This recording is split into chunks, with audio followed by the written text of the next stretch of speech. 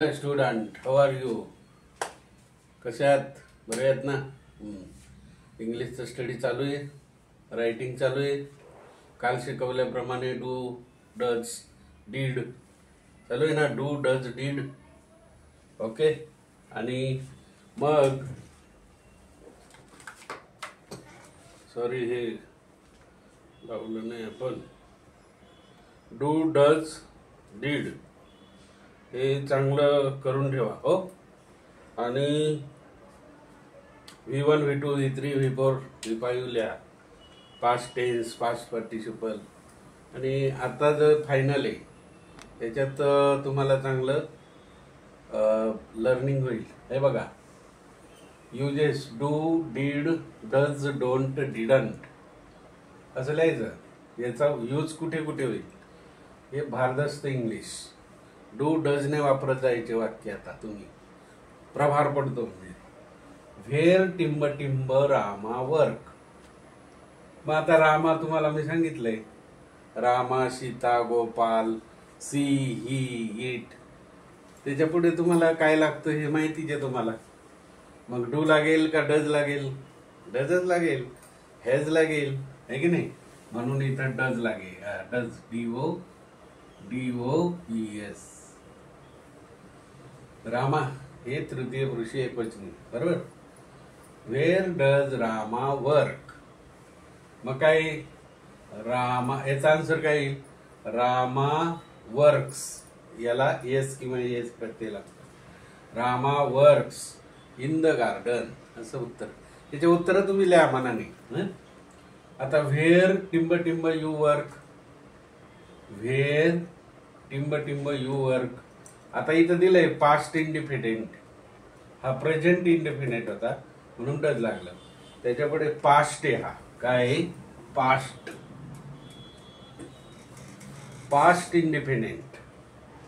मग इथे पास्ट असेल तर व्हेअर टिंब टिंब यू वर्क तर डू येईल का डीड? डीडच येणार, कारण पास्ट आहे भाई. Where did you work. मग त्याचं उत्तर काय येईल? You work in the Pune किंवा इन द विलेज. कुठे पण past indefinite. She goes there. बरोबर आलं की नाही? He goes, she goes, it goes, they go, I go, आहे की नाही? म्हणजे सी, ही, रामा, सीता, गोपाल असेल तर गोज लागतं. C goes there. सी टिंब टिंब देअर. डज गो येईल का डू गो येईल? आता इथे गोज आहे म्हणून डज गो येईल. डज गो येईल. कळलं की नाही? She goes there, she does go there. आपण सी गोज देअर म्हणण्यापेक्षा सी डज गो देअर याला जरा म्हणजे थोडस इम्प्रेसिव्ह वाक्य. She does go there, she goes there, she does go there.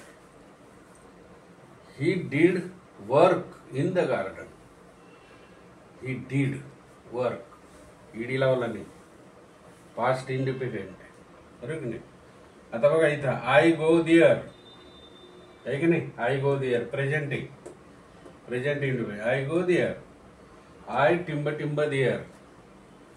आता आय गो देअर आहे तर प्रेझेंट आहे, नाही का? इंडिपेंडेंट. मग कोणतं येईल? Do go. काय येईल? I do go.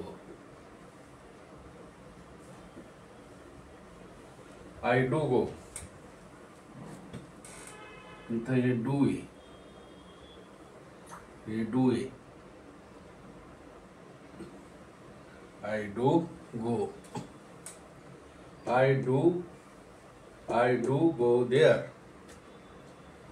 Present independent आहे बघा इथं लिहिले. He went there. बघा आता हा प्रेझेंट होईल का? नाही होणार. पास्ट इंडिपेंडेंट आहे. पास्ट, कारण इथं गोचा भूतकाळाला पास्ट आहे. He went there. मग आता इथं ही डीड होईल का ही वेंट होईल का काय होईल? वेंट तर परत येणार नाही. मग काय येईल? Did go there. Did go म्हणजे he did go there. He did go there. बघा पास्ट इंडिपेंडेंट आहे. कोणता आहे? Past independent. चांगला स्टडी करा, मनापासून करा, माइंड ब्लोईंग करा, काळजीपूर्वक, केअरफुल, हार्ड स्टडी करा. एवढ्या 2-4 महिन्यात तुम्हाला इंग्लिश कधीच तुम्ही चुकणार नाही. आता त्याने you not break window, dash dash you not break window. मग काय होईल? डोंट यू होईल का? नाही होणार. You not break window. Do you break window? Don't तर होणारच नाही. Don't you not break the window. Do you not eat, है की नाही? Do you not break window. इथे लगेच काही डोंट यू, इथं do you. Do you not break window. Break म्हणजे काय? तोडणे. विंडो म्हणजे खिडकी. तू खिडकी तोडली नाही ना. मग तो काय म्हणतो? Don't you. काय म्हणतो? Don't you.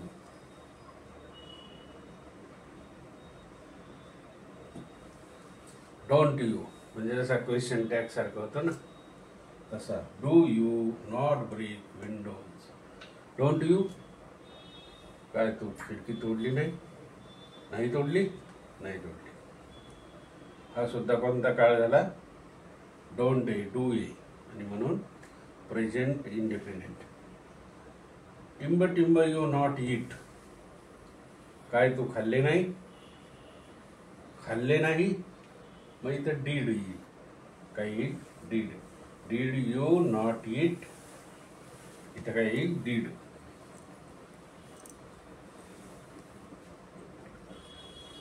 इथं काय येईल? Did you not eat. तू खाल्ले नाही. काय तू खाल्ले नाहीस? मग डीड येईल. हा कोणता आहे? पास्ट इंडिपेंडेंट आहे. तर बघा तिथे दिले पास्ट. तर पास्ट आणि प्रेझेंट इंडिपेंडेंटचे वाक्य तयार करा. अजून करा. 100-200 करा. म्हणजे तुम्हाला इंग्लिश चांगले बोलता येईल. Okay. Have a good day. Study करा. Life long